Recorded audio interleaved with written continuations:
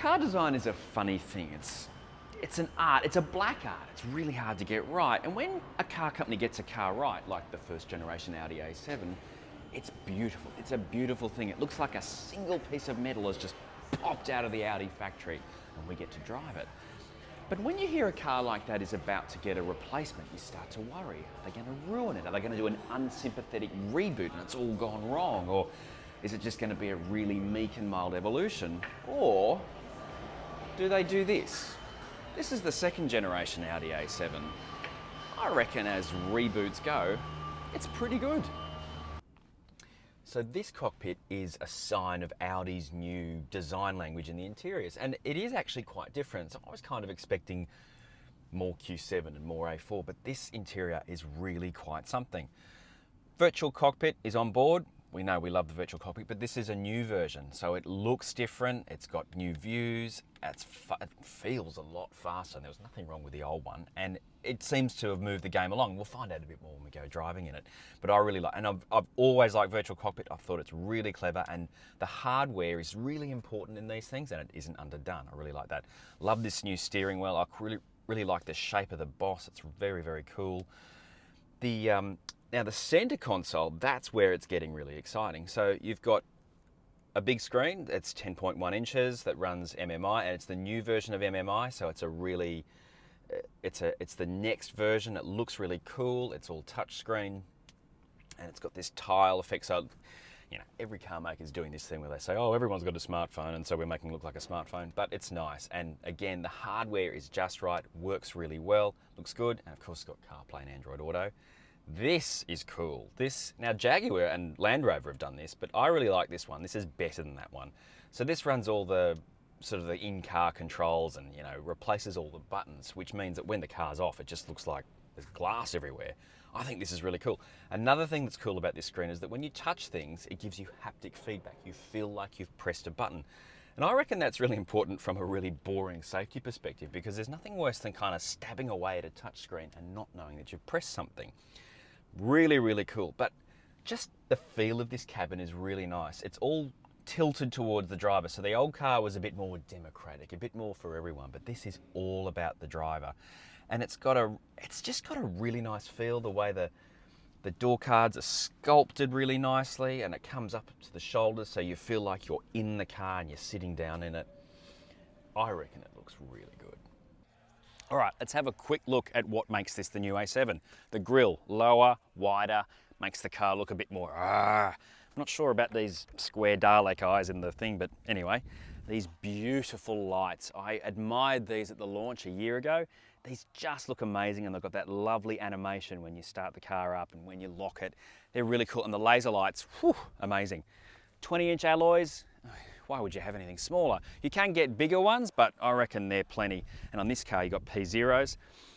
The Tornado line in this car, we've talked about the Tornado line in a lot of Audis. It kind of starts at the front and it kind of dies away in the middle, and you've still got this strong line along the doors, and then the Tornado line, bang, comes back here again. Audi says that's to kind of remind you that this is a quattro car and the power is coming from both ends. Okay, sure. It's convincing, I like it. And also that really strong feature across the bottom of the car.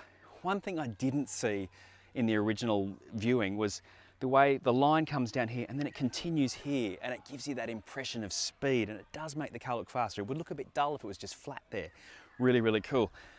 This is the best bit of the car. I love the way they've done the rear here. So the old car had this kind of cam tail, which I didn't mind, but it did look a bit flat and it looked a bit sad. This, it's three-dimensional. I mean, you can really get a handful of this light. The lights, again, they look amazing. These beautiful LEDs, full length across the back, and again, some funky animations like the A8. No exhaust, so that when you get that RS7 and S7, you're gonna see these big, meaty exhausts. It's such a pretty car, and it's still such a pure shape, but with more of the detail that we've come to expect from newer Audis. So this is the basic, well, it's not basic, it's a 55 TFSI. Now I know a lot of people got terribly upset with the new Audi naming thing, but 55 TFSI in this case means a 250 kilowatt engine. That's a lot of horses, and you can really feel it. This is a quick car. This isn't even one of the performance versions. It's fast. Now, it's really not set up as a Sportster, but what it does do really well, and I must remind myself and you that we're in cars with air suspension, but what it does do really well is deliver really effortless performance. This is a lovely engine. It's the 3-litre V6 as opposed to the 2.9, which is a completely different engine that's in the RS5 and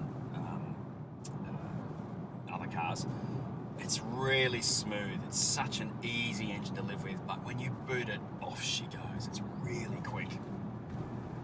Now, this isn't a light car. It's getting onto 1.8 tonnes or a little bit over, and it's going to be even heavier if you spec the rear wheel steer, which is really good. I'm not sure about the progressive rack. Sometimes I feel like they're a little bit aggressive in the turn-in, but yeah, the basic steering's really good, but yeah, if you want that extra get round and go, I guess, then the 4-wheel steer is really good, and obviously high-speed stability is amazing on it. But I really like this car. It's a terrific cruiser, but yeah, if you do want to get up it, it's really good fun. And you know, we haven't given it an absolute hammering, and just haven't had the opportunity, but it kind of felt wrong, you know. This kind of surge of torque and the quattro power just made it feel like a really nice car to get around in. You know, obviously not a track car, do not. That's all coming with the S7 and the RS7. But what I do really feel in this car is this is a great fundamental start, a really good platform for those S7 and RS7 cars. So when they come out, we'll tell you all about it. But if you don't have the money or don't need all of that, the A7's very nice indeed, and it's beautiful inside and out, like all the best people.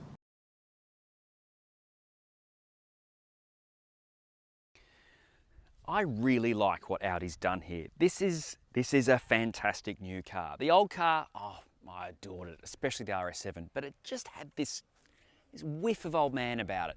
Partly because it was old, partly because it was a bit expensive, and partly because, well, the interior just didn't really feel like a new car. Whereas this thing, straight from space, it still looks gorgeous like the old one, but with a little bit more shape and a little bit more detail, and it's got that fantastic new interior. The engines are amazing. I mean, this isn't even the top end. I mean, we've still got the S and the RS to come, and this thing is an absolute belter. It goes like the clappers. I really like this car, and yeah, I cannot wait for the RS.